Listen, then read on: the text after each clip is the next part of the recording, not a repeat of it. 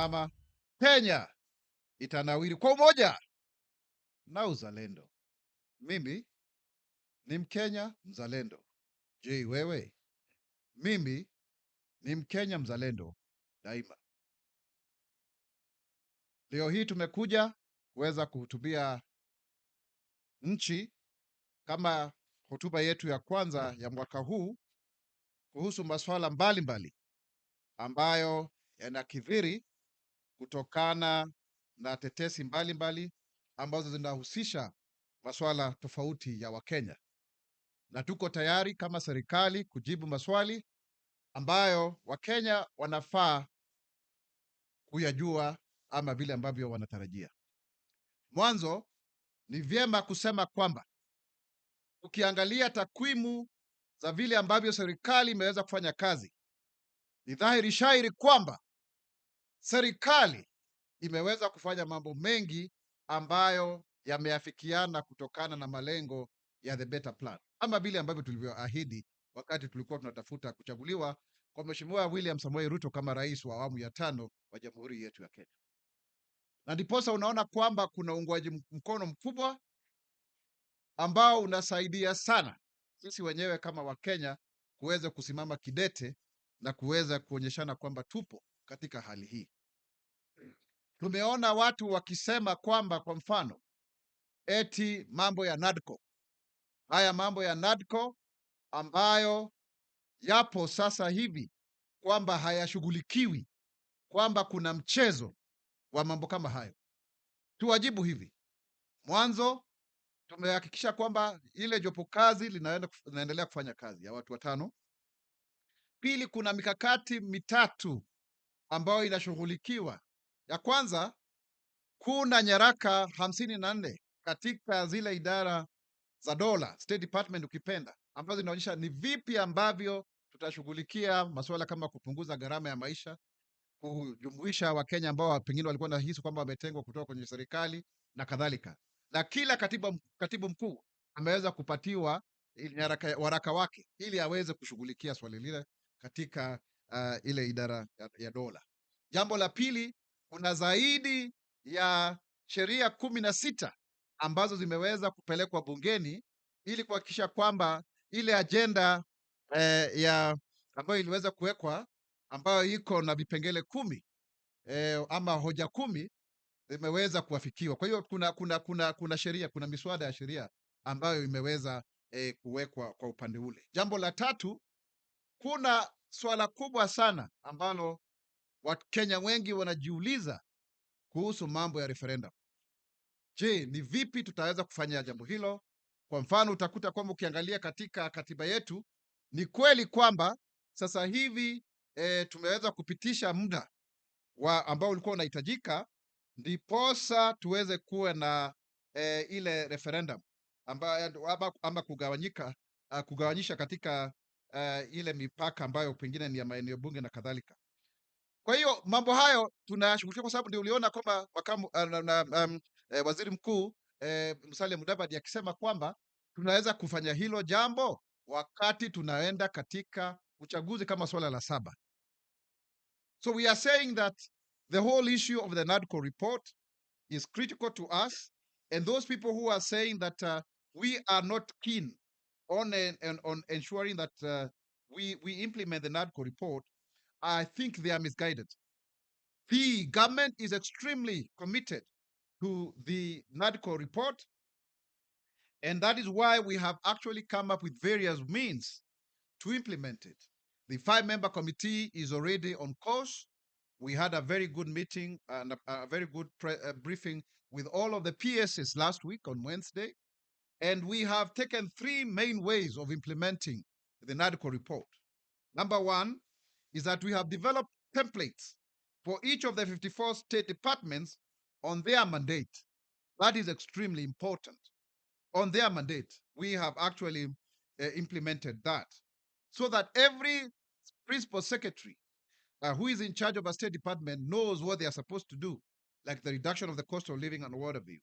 Number 2, we have also taken the legislative angle, whereby 16 bills are already at various stages in Parliament, both the National Assembly and the Senate, to ensure to these broad-based government that we are actually very serious in terms of implementing what we have agreed. And the third route is the constitutional amendment and the referendum question, because we will end up having a referendum based on two of the 10 points agenda. 8 can be done administratively, but 2 require referendum. And therefore, we need to be guided by Chapter 16, Article 255, 56, and 57 of the Constitution of Kenya, because it affects the structure of the executive and also even how Parliament functions. So, therefore, anyone out there who is saying that we are not committed to the NADCO report is really not serious. Somebody who is seeking out for themselves, and yet we ourselves are fully and firmly committed under the leadership of His Excellency President William Ruto in that regard. The second issue that I would like to address is the issue of corruption. The government has remained steadfast in fighting corruption in the country. We are seeing some media reports saying, oh, we are losing this amount of money. But how are we doing it?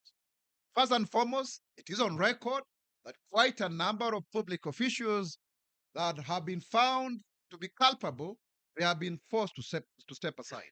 From CEOs of state corporations, chairmen of parastatals, even principal secretaries. That is on record. Secondly, we are putting in place measures to ensure that we remove the impersonal application of public policy by digitizing our systems. For the record, because of the digital superhighway and creative economy pillar, we are now raking in more money through the e-citizen, to the point that now the monies that were being lost through leakages and seepages, now they are being centrally managed because of that program. Over 23,000 government services, and you are getting them online, and therefore we are even able to make even 1 billion shillings a day at times, and moving forward, so that then we are able to collect enough resources for our people. The other thing, which has faced some bit of resistance, is EGP, e-procurement, so that we remove that human interference.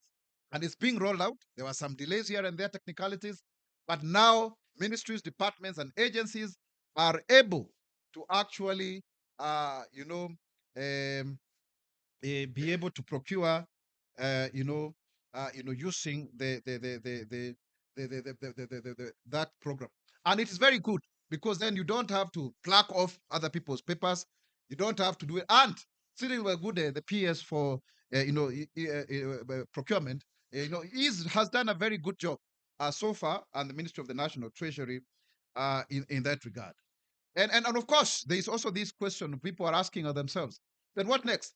Certainly, we need to fight corruption, and that is what the government is doing at the source of it, so that then we collect the revenues as is, and also ensure that whatever we procure is as a result of what is required. So there's a very clear alignment within the e-procurement system of work plans that are already pre-agreed with specific targets to ensure that then people do not just, use public money as they so wish. And that is on record. Number 3, there is that whole issue about the education sector. And we are proud to say as a government that now we've been able to transition our grade 10 learners successfully, over 90%. And we were ready by having the proper number of classrooms. We have also been able to ensure that people have gotten the schools that they deserve. And we've also been able to ensure that we've increased the number of teachers now to 100,000 as promised. And it is the commitment of the government that by the time we go to the next general elections, we'll already have done 16,000 more, so that we meet the 116,000 deficit that we had identified previously. There have, of course, been challenges of rolling out the competence-based education and training, curriculum, but it is adapting very well through the retooling by the Teacher Service Commission, by ensuring that we are also dispersing capitation for the first time, in good time before even some schools had opened, and that will continue. And now the government has also been able to ensure that the fees are well, stipulated, and free education is assured, We are in the process of ensuring that we have 1,600 laboratories, and moving forward, we've also even been able to pay 4.6 billion to those who we owed in terms of the booksellers, so that then we are able to be on course. So the whole issue of transition of our education system is extremely, extremely well taken care of. Further to it is also important to state very clearly that the more people pay for SHA, the better, whether be it police, be it teachers, be it all of the civil servants. So far, we have over 29 million Kenyans who have enrolled for this program. So we want to ask our fellow Kenyans, hii tabia ya unalipa alafu you only pay when you're sick, it's not good.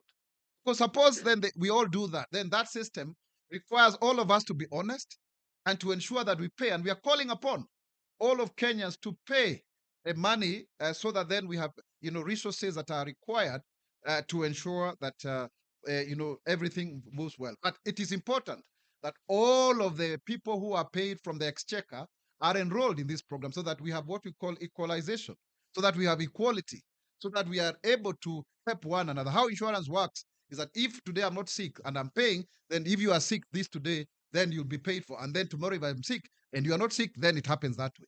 So that's how it's supposed to do. But it has been extremely successful.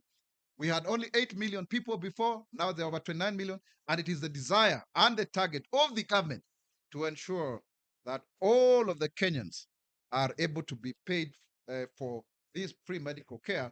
This is the closest that we have come when it comes to free universal health care. And successful governments have been promising this for quite some time, but they have not been able to do so accordingly. Another thing also that has been very of great concern here from the members of the public is the issue of deductions from the pay slip vis-a-vis tax payment. As you are aware, the government has made a decision that anyone who earns 30,000 shillings and below will have tax-free pay as you earn. This is a very great development. And even the next tier of pay as you payees, they will actually be only paying only 25%. That is extremely important because 1.5 million Kenyans are going to benefit. And I want to demonstrate to you as the government spokesman. Some people are saying, oh, no, we need to reduce. It has to be measured. And these deductions, is there as a result for it? Yes. If you look at the housing levy, now we have buildings everywhere across the country. We are able to lift millions of Kenyans from poverty, from the bottom up, literally, using the resources that we are all commingling together so that we can have home ownership becoming a reality of our essence of being. And further to it, these monies are not just for our own consumption. We have had a very poor saving culture. I think we are actually way behind if we look at the global trends. While a country like China is saving up to 55%, then we go there borrowing. We are saving only 7%. But by the end of this year, through these deductions of NSSF that people are talking about, we will be able to accept over 1 trillion shillings, monies that are much more than what we have been able to save since independence. How does that help us? Because then we are able to finance our own development. We are able to take care of our senior citizens in terms of pensions and what have you. And so therefore, the deductions are not just for the sake of it. If you look at even our model for Nyota, if you look at our model for Nyota, it's the same thing. You get 25,000 shillings startup capital, but 3,000 goes straight into savings. So it's very clear, even when you look at the whole issue of Hustler Fund, because one of the things that we promised as a government is that upon coming into power, we will be able to provide for a saving culture so that our country can be able to move forward.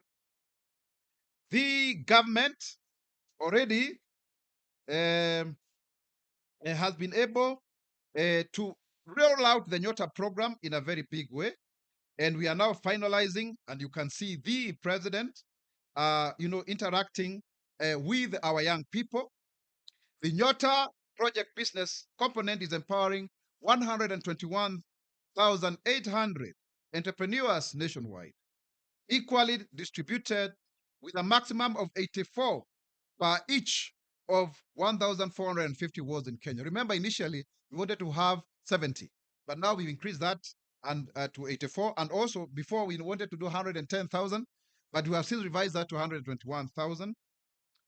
So far, the people who have applied for this Nyota, we have over 2 million Kenyans. Can you imagine? Over 2 million Kenyans have applied for the business component, confirming the enterprising nature of our youth in Kenya. And this is not just money that we are giving. We also have mandatory trainings. All selected beneficiaries have undergone a 4-day mandatory business skills training to equip them with the necessary skills so that they know how to run the businesses. And we have had disbursement dates. Already we've done 44 counties.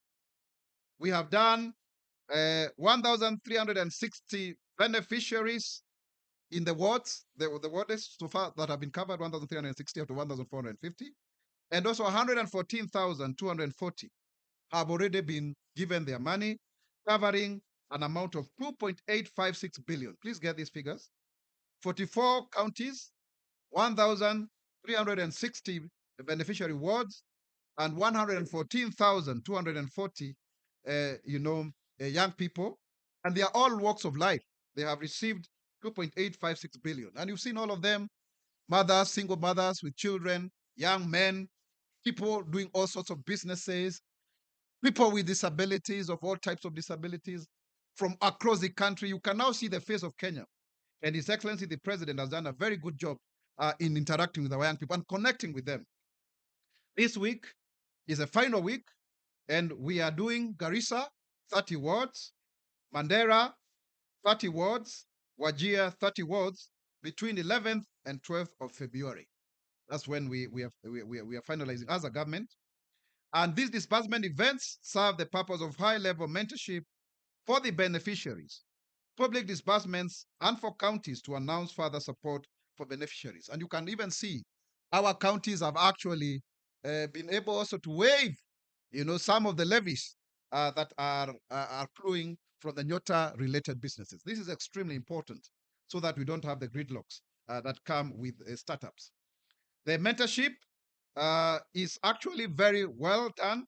The completion of the first tranche disbursement of Kenya shillings 25,000 with 3,000 shilling savings to improve the saving culture will be followed by mentorship from the business skills trainers and the local business community to connect the beneficiaries to the local business community. So you can see we are linking them already to industry, something that has actually been lacking when it comes to the whole issue of benefiting. So it's very important, ladies and gentlemen, that we put that across and state very clearly that we are committed as a government to ensuring that all our youth who are committed to this cause, this time around is very transparent, and people have been asking, oh, this is World Bank money. Yes, it is World Bank money. It is also commingled with government effort and resources, but that is supposed to be like it. Ndio inaenda kule mashinani kabisa. So anyone out there who in one way or another is trying to discredit this program, ask the young people themselves. See how they are happy. See how they feel included in society. See how they are working well to ensure that all that their dreams are coming true, something that has not happened before. And so, ladies and gentlemen, fellow members of for the state, it is extremely important that we also look at this whole issue of Dream Singapore.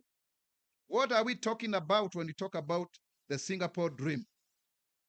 How does it link with what we have already been able to do as a government? And then after that, we'll invite you to ask any follow-up questions that you could be having so that then we can proceed as follows.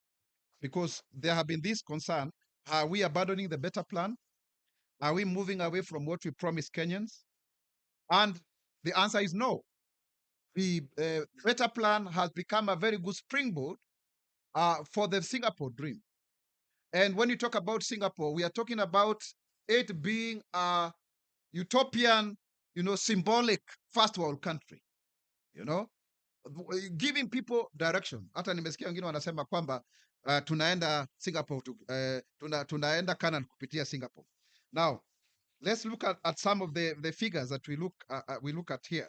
If you look at the general question of bottom up, it's basically investing in the limited capital available, where it will be able to create the most jobs at the bottom of the pyramid. For example, if we are able to implement the LAPSET project, which covers about 11 counties, we are creating a new Kenya, 2,100 kilometers of rail, and just like the way the current Kenya is around this old rail, we'll be able to empower people in Tana River, in Garissa, in Marsabit, all of the way in Baringo, all the way to Turkana. And we'll be able to create over 16 million jobs. And what is a capital outlay? We are talking about 1.5 trillion. That is why when you talk about the Singapore dream, it's about 5-6 trillion outlay that is going to be financed through PPPs, not just government. And of course, even the local, the local creation of rails here in Nairobi, light rails, commuter rails, and the railway city here at a cost of 3.94 billion Kenya shillings. That is already being done so far, and we know and we believe that we'll be able to do all of this that we require. The focus, therefore, is to shift focus from large-scale capital projects and prioritizing investment in high-impact sectors to foster inclusive growth for the masses. Let's look at the economic stability. For the issue of increased income, our GDP has actually grown from 4.9% in quarter 3 of 2025. And Kenya, of course, is now ranked as number 6 largest economy in Africa from number 8. And this has led to the lower cost of living as a result of lower prices, inflation down from 9.6% in 2022 to 4.6% currently. The question of Africa. Africa will not develop basically by being reminiscent of its colonial history. Africa is going to rise because of being pragmatic. That is why we are calling for what we call Afro-pragmatism, so that you get the best from the West, from the East, and most importantly, from ourselves. We cannot keep on talking about Pan-Africanism for the sake of it. We have to speak about pragmatism. What is working for Africa? Clearly, you can see right now, if you look at the shift, the momentum could be in Asia, but it must come to Africa, and Kenya must be the leader of this. So when we talk about moving African countries and starting with Kenya to first world countries, it is not by conjecture. We believe in it under the leadership of His Excellency President William Ruto. And you can see for sure the lower cost of living has been attained from an inflation of 9.6% to the current one of 4.6, 4.7. The interest rates have also come down from 17.22% in November 2024 to 4.82 in December 2025. So that also has led to a stable exchange rate, which really has come down from 160 shillings to about 129.5. And of course, higher prices of agricultural exports, e.g. coffee, and of course, the foreign exchange reserves, which are now covering 5.3 months of import cover. This is very important, over 12.3 billion US dollars.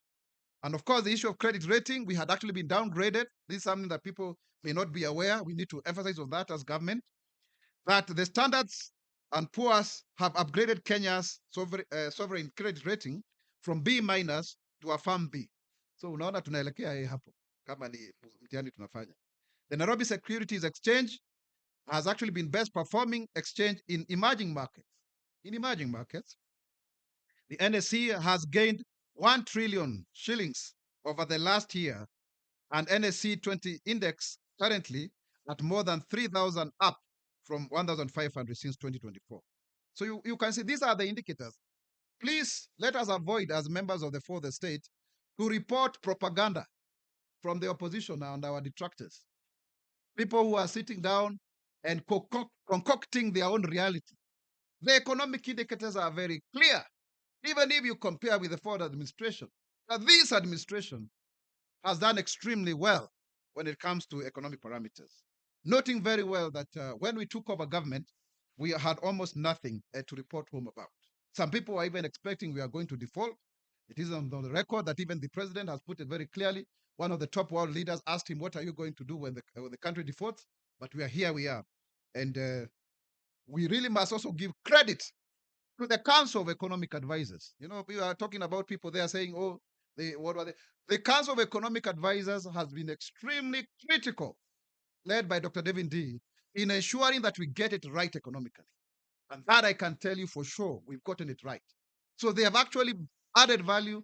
They've become very patriotic in the manner in which they have been able to help our country to steer it from the bottom of the pyramid, from the doldrums, from the downgrading, from being at the edge of the precipice of default to having a robust economy that has moved up from being the eighth economy to the sixth in Africa, and the one that has attracted the highest, income, from startups in Africa. When you look at the issue of agricultural productivity through farmer registration, subsidized inputs, fertilizer, and value chain approach, we have been able, therefore, to ensure that we have financed infrastructure projects through PPPs instead of the budget. And that is extremely important, for us. So when you talk about our whole idea, why we are getting it right as a government, and proudly so, it's because we started with the 47 economic forums when we were campaigning. Very well thought out. And I was very much part of that. Then we have 47 charters that we signed at the Catholic University, which then created the bottom-up economic transformation, plan, the better plan. Then results, and now we are reporting. We are reporting to the people. And also what we are telling Kenyans is that based on our success, now we can believe that we can move to the first world. And that is why, by the way, I need to say this very clearly. Kenya will really stand to lose if anything else was to happen otherwise. I can say confidently, as a government spokesman, but also as a Kenyan, that His Excellency President William Ruto is even overworking. He is the best president we can have. His forthrightness, his vision, his commitment to ensuring that we actually have something that is working, a country that is growing, is for sure. And the results can be seen now. Those who are saying that we are not doing anything, now the houses are there. We've taken over 400,000 people to go and work abroad. Our remittances are over $5 billion, 660 billion Kenya shillings. And even infrastructure, you just saw him on Saturday at the Talanta Sports Stadium, the biggest ever. In fact, for your information, the biggest capacity in Singapore, I think, is 55,000. Ours is 60,000. 3,000 parking capacity. Kenya is moving.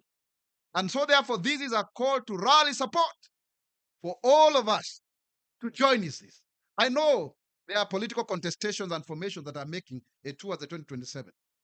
But I want to appeal to you as a patriotic Kenyan that it is important to finish this journey of transformation. Because sometimes when you look at those who are rallying to oppose the government, and it is their right anyway, you can almost sense that they are doing it so that they stop this transformation because it will, take the sails away from them. And that is not patriotic. I would want to urge Kenyans to see through their intentions. That we have something that we are delivering. And indeed, at some point, we made painful decisions. Extremely painful, I must confess.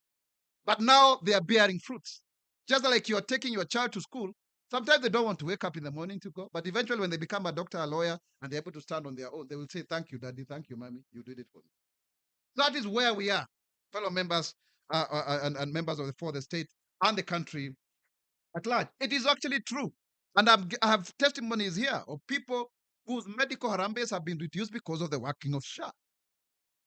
There could be teething problems, but we keep on addressing them. That is why CS Adendwale was able to call out those who were not, were giving fictitious and fraudulent claims. And we are also asking private hospitals, please charge SHA. Don't charge individuals and say SHA is not working. That's also, you are creating a problem by doing so.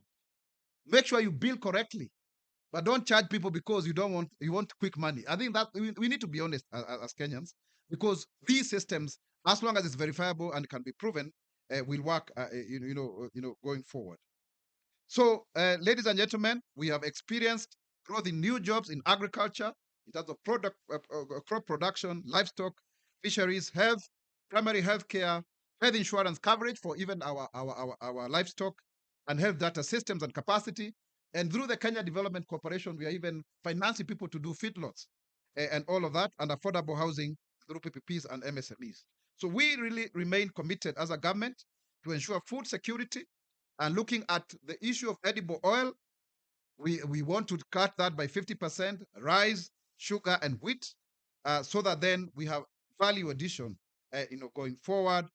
Of course, ensuring that we have affordable capital through the Hustler Fund, through the reduction of the interest rates, through the Nyota program, and many other initiatives, and of course, the complementary effort of the ripple effect of the market from the private sector, and ensure that we raise productivity so that we are able to have enough 4 million bags every month, and so therefore we do not need to import, from that, and of course, increase productivity per acre from 8 to 5, 15 bags, sorry, per acre, dairy from 2.5 to 7.5 kg per cow, and all of that. This it's quite. In fact, I can take a whole day, my fellow Kenyans, in explaining to you what we are doing as a government, which are the key pillars. Fertilizer subsidy program. You also know that we reduced that by 5,000 shillings from 7,500 to 7,000 to 2,500.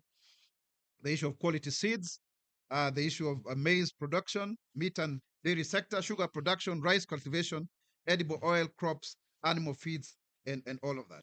And of course, ensuring that we have priority pro logistics in how we are doing it, and ensure that the value chains end up ensuring that they produce that which goes to the market to benefit our people, transforming our cooperative sector through the KIPES that are already being constructed across the various counties, and ensuring that the farmer prices remain an all-time high, as we promised to Kenyans. So really, ladies and gentlemen, I want to stop at this point in time and ask you now to, provide questions that we can respond to based on what you think is happening, and then we can move forward. So, somebody who can moderate this session.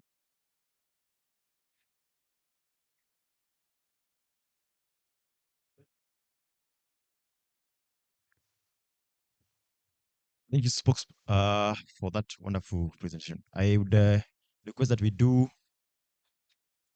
a loud of 4 questions, and then we go to the next. So we start with this side.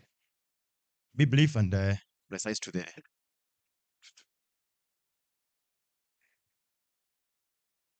Yeah, thank you very much. My name is Nelson Andiva from Hub TV. My question is that we've seen several people dying from Russia, uh, yet we haven't seen the government arresting anyone or anyone from any agent. Uh, what's your take about that?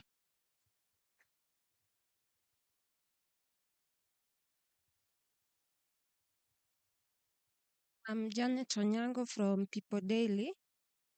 My question is how government is intervening to stop youths being trafficked to Russia, and how how government what government has put to place to deport those who are trafficked to Russia. Thank you. Thank you very much. Next. Thank you. My name is Vincent Kirosi from Hope Media.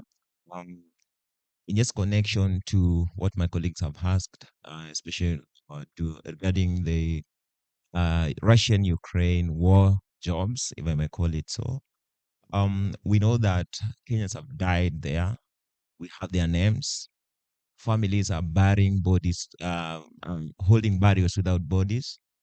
Um, and this is because they don't have the ability or the capabilities to repatriate the bodies of their loved ones. Could you please say something about it, specifically about the recent cases confirmed of Kenyans that died in Donetsk? One of them is Umbori. Then we have Wahome Simon and Clinton Nyapara, who were confirmed dead on 6th of February. My second question shortly is regarding the drought situation in the country. We know that according to the Kenyan National Drought Management Authority, they've said that 10 counties are at risk of facing serious food insecurity because of the continued drought crisis in the country. What's the government doing to ensure that the looming crisis is capped. Thank you.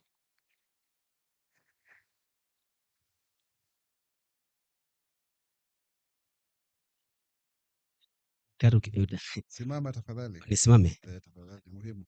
Jina langu ni Ronny Reagan kutoka idhaa ya Mo Radio. Kwa hivyo utaongezea swali la Russia linazua hisia kinzani. Tungependa kujua kama Wakenya mbona mwanzo asasi husika, ninazungumzia Ministry of Defence, kwa sababu haya ni masuala ambayo yanahusiana vile vile na ulinzi. Walienda kulinda mipaka yenyewe na nchi za wenyewe. So ipani tu ya haja sema chochote waziri. Ministry of Foreign Affairs, hatujapata barua yoyote wala ripoti yote kutoka kwao. Ofisi ya Waziri Musalia Mudavadi haijazungumza chochote wala lolote. Rais William Ruto mwenyewe, amiri jeshi mkuu, hajazungumzia chochote. Tunaziona taarifa kwenye magazeti na vyombo vya habari, lakini kimya kinaendelea kuzidi. Na ndio maana leo hii gazeti la Daily Nation limeuliza swali tu, chaos. Asante. Nafikiri tunaweza kupata maswali mengine. Hilo, kuna swali moja ambalo limerudiwa sana. Let's take another question so that niweze kujibu zote pamoja. Tafadhali usirudie swali ambalo limeweza kuulizwa ndio tu save muda. Stanley Onyango from Citizen TV. My question is about grade 10 transition. Like yesterday, we did a story about 30 kids still stuck at Mukuru kwa Jenga. They have not gone to school. Speaking about 90% transition, if only Mukuru could have over 30 kids not going to school because of lack of school fees, then what of the other parts of the country?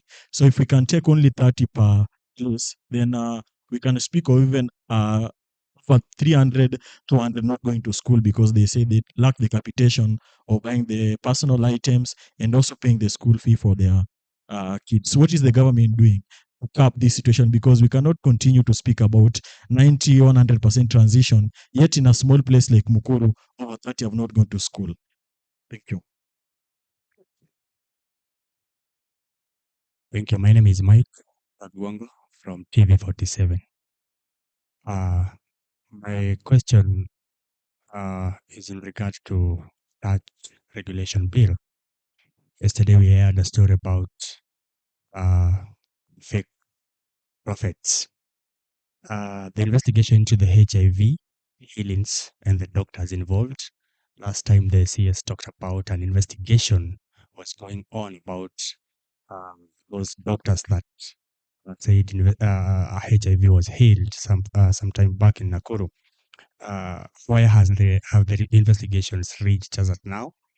Why did government withdraw or pause the church regulation bill? We saw Uhuru Kenyatta's government, the previous regime, stopped the regulation bill. And about December, there was government had scheduled public participation, but apparently it was postponed, of which we don't know until when. How is the process to continue the regulation bill? What is government going to do about the churches regulation bill? Does the government fear clergy? But say least. Thank you. Maliza. Any other? Asante, jina langu naitwa Mathenge Ngate kutoka Radio Citizen. Swali langu ni kuhusu Nyota Fund. Kuna malalamishi kwamba asilimia kubwa ya fedha za Nyota Fund inatumika kuwafadhili walioko kwenye ziara ya rais anapokwenda kupeana pesa hizo. Huu ni ukweli? Alafu pia na swali lingine, kama serikali imeweka mkakati gani kuhakikisha rasilimali za Nyota Fund zinatumika moja kwa moja kwa vijana wanaostahili? Asante. Haya, nafikiri nitaanza na hilo lako la Nyota Fund. Na niseme kwamba yangu fedha zile ambazo zinatumika ni zile ambazo unaona vijana wenyewe wanatuonyesha kwenye simu yake ya rununu, wanasema kwamba tumepata hizi fedha. Kwa hiyo uwezi ukasema kwamba fedha zinatumika kwa ziara. Wale wadau ama wakurugenzi ama afisa wa ngazi za juu za kiserikali wanasafiri kwa kupitia wao wenyewe kujifadhili kutokana na kazi zao za kila siku. Hakuna mfuko wote wa fedha wa Nyota ambao umewekwa kando eti kuwafadhili watu kwenda kule. Na ukiangalia sana sana ni viongozi ambao wanatoka maeneo yale, isipokuwa kama wale ambao pengine wanasimamia Kenya nzima, kwa mfano ni wachache tu. Na hata kama kwamba wanasimamia, wengi wanaenda katika uzinduzi huu kule ambako wenyewe wametokea. Kwa hiyo hizo ni tetezi potovu ambazo tunataka tunazishtumu. Nafikiri hiyo ni propaganda, ndugu yangu Stephen. Kwa hiyo nakuhakikishia kwamba wakati tulipochukua hatamu za uongozi tulihakikisha kwamba tunapunguza hizi hafla za watu kuweza kuzindua na kadhalika. Ndiposa unaona kama Hustler Fund, hujawahi kuwa na sherehe kubwa ya Hustler Fund kwa sababu watu wanapata pesa kupitia. Lakini sasa hapa ni kuhamasisha vijana, kwa sababu vijana walihisi kwamba hawahusishwi na serikali, na kwa hivyo sasa wameona serikali imekaribia. Sasa wakati tunapokaribia wananchi, wewe pia Stephen, tunalalamika. Wakati hatupo pia mnalalamika. Wajua kuna Waswahili walisema nikiwa ndani wapiga kelele, nikitoka nje pia unalalamika, alafu nasema wewe hupendwi. Lazima tuweze kuwa na ile connection ya vijana. Nafikiri pia wanafurahia sana potea rais na mambo kama hayo ambao ni muhimu, kwa sababu hii serikali ni yetu. Nafikiri Mike pia umeweza kuzungumzia swala zima la mambo ya wale ambao ni manabii wa uongo. Nafikiri hilo ni jambo ambalo tunakashifu kabisa, wale ambao wanadanganya, na nafikiri uliona kabisa hata Wizara ya Afya na wale wahusika wadau walikuja na wakasema kwamba mambo kama hayo yaangaliwe zaidi. Kwa hiyo serikali imeweza kusema kabisa watu kama hawa wasipatiwe nafasi ya kuhadaa Wakenya. Kama kuna mswada yoyote, ni vizuri watu waweze kushauriana zaidi. Nafikiri hilo sio jambo ambalo linafaa kuangaliwa, kwa sababu sisi wenyewe lazima tusikize Wakenya vile ambavyo wanavyosema.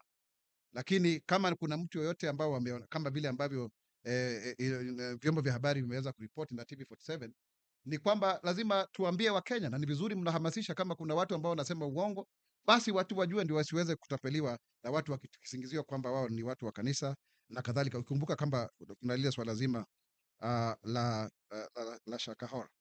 Ikikuja kwa mambo ya watoto ambao bado hawajakwenda the transition of our kids to school, yes, it is true, my friend from the Citizen, there could still be students who are yet to go to report to grade 10. And those are the ones that then we need to look at as a government, and using the various ways in which we are able to finance them. There is a presidential bursary scheme, there's a ministerial, there are quite a number of ways, including the member of parliament and the counties. So they are properly identified and they are assisted. And even also Kenyans of goodwill, because sometimes that personal effect, you think, is an issue that needs to be looked at. And that's why you see the idea that the president has put it across about free day secondary school that is properly gazetted, and also to ensure that we cap the amount of money is required for uniforms and whatever, because we've actually seen schools also exploiting parents by extorting a lot of money and centrally procuring, uniforms and all of that, and that has become a very big stumbling block for us. So we are calling upon, the government is calling upon principals to just really be fair and to follow the guidelines as stipulated by the Ministry of Education, so that we do not jeopardize chances of those who would want to report. I would also want to say, be that as it may, my dear brother, majority of the students have actually reported. Yesterday, I went to Kahuya Girls High School in Moranga, and grade 10 by themselves are 600. Grade 10 in that school alone. And I was there, to tell them what the government is doing. But also, I am a preacher man, so I was preaching. By the way, Hope FM, Hope Media is good, that we preached there, and 195 of them got born again. So, Bwana asifiwe, amen. So, the whole issue is because there is actually revival for young people. There's revival for young people. I can see it. We had the Harambee Feast here of 100,000 young people shouting in town, Yahweh Sabaoth, and they were not bombing and destroying property. So there's a revival. But however, coming to that whole issue of transition, majority of our students have been able to transition. So there are some isolated cases that are also important, because they are our children education is a best equalizer, and we'll work very hard to ensure they do so. And also, when we have such cases, when you go as members of the fourth estate and you report, then we also should be able to channel them with a local member of parliament, with the various initiatives, so that we can assist them, and including Kenyans who are always very good at coming forward to assist those that are needy. The issue of drought, I think, is also critical. We had a meeting that was chaired by the deputy president some few weeks ago, where the government committed to putting in place at least 2 billion shillings. I think should be actually up to 4 billion, on a regular basis, so that we are able to procure the right kind of foods. You've seen CS Rocco distributing food there. There have been very serious efforts, even with the county governors of the affected areas in Garissa, in Wajir, and all of that, to ensure that we ring fence, monies for water, for animals and all of that, insurance and all of that. So there are efforts towards that in that regard. We've also appealed to our development partners to come in and see, to it how we can work together, going forward. And we anticipate also, because of the March, April, May rainfall that has already been forecast properly by the meteorological department, that of course that is going to help us to replenish, the food supply to the region. However, we'll always rise to the occasion when it comes to the whole issue of assisting our people so that nobody dies out of hunger. The other issue that I think has been asked very robustly is basically our people who go out to our people who go out there to work needs to be very careful in terms of where they go to work. It's very important, and I think the Minister for Labor has spoken about this. So you cannot say government has not spoken about this. The Minister for Labor has issued a warning about that, so that you be very clear. And those rogue, agencies that were there have actually been, removed from the register, and will continue to do so. So that is something that we'll continue to give you information from the relevant ministries as we go by. But Kenyans will be protected by the government, at whatever cost and in various other situations. Otherwise, I think those are the many questions that you are able to ask. I can entertain one or two more, and then we call it a day. Yes, the final round. Na tafadhali usirudie swali ambalo limeshaulizwa. My name is Elvis Omondi from Biblia Usema. And on taxation and the tax relief that you're speaking about, what are the timelines? When should Kenyans expect a difference in their pay slip? And number two, you say you're a preacher man. And Mr. Preacherman, I don't know if you're aware, churches are being invaded by the police, being tear gassed. And the CS in charge, actually 2 weeks ago, he said that investigations will be undertaken. The president last week speaking at Gikomba, he said investigations should be taken. Is it they are holy cows that cannot be investigated, or the government does not have the capacity to investigate people who are invading the church? Mr. Preacherman, kindly answer. Thank you. Any other person?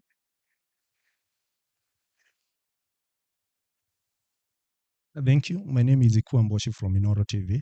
Who, Ikwa? Iku Amboshi. Iku Amboshi. Yes, from From Inoro Inoro. TV. I was to ask about this. Are you going to ask the question in Kikuyu? Anyway, go ahead. Maybe later. Then I was to ask about the same, but to add on it, less than 48 hours, Cheryl Adhiambo was killed at Huruma through a stray bullet. Anything that should be done, despite that we had IG Kanja, the president himself, talking about it, we haven't seen any action being taken against these police. What's your official communication on this? Okay, we are done now. Just the last one, kindly. Again, I'm Onyango Stanley from Citizen TV.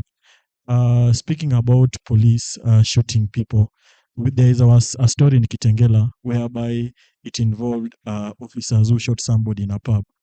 To now, has the officer been arrested?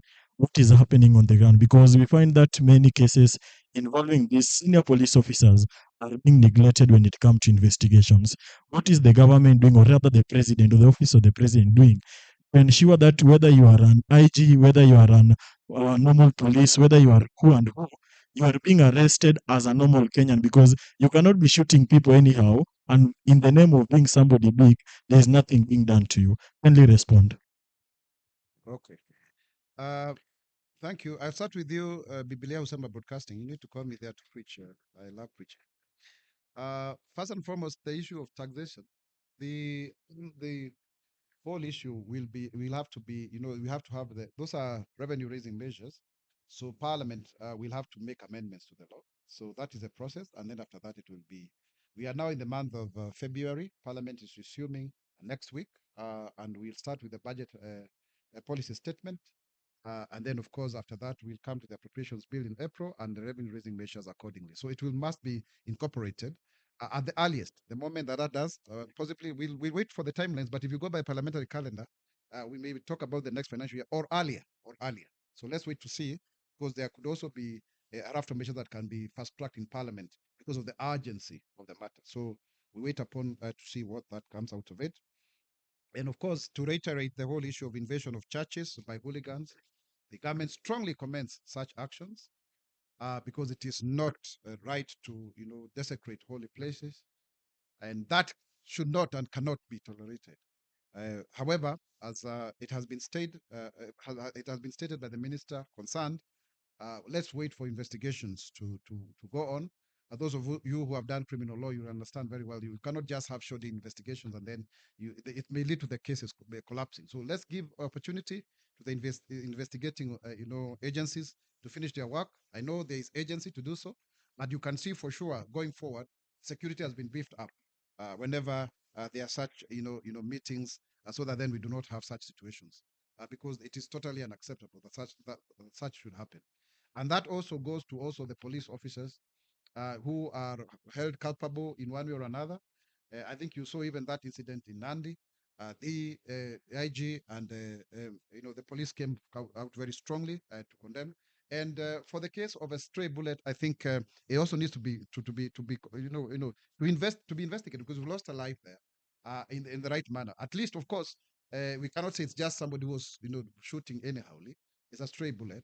And sometimes that may happen, and we really have to send our most sincere condolences to the family of the departed, because that is really really sad, and it's unfortunate that it has happened. So let's allow that happen, so that then the due process of the law can be taken, in terms of how you prosecute the matter. In criminal law, you talk about actus reus and mens rea. Was there mens rea in that whole issue of the police, for example? But that can only be left to the course of law to determine, in terms of possession and all that whole issue of possession vis-a-vis the act, So that is because you see also there could be other intervening factors, but that one we are prosecuting the matter in the court of public opinion, and I think it's premature that we do it from that legal point of view. We wait for the investigations to do so, because it will be the accused versus the republic, and the republic must prove that actually that was erroneous. So we must allow the investigations to carry themselves through, to go through, so that then we have a situation where our people are able to be protected accordingly. And of course, the penal code is very clear in sections 203, 204, in terms of when such kind of things happen, in terms of the, murder or manslaughter.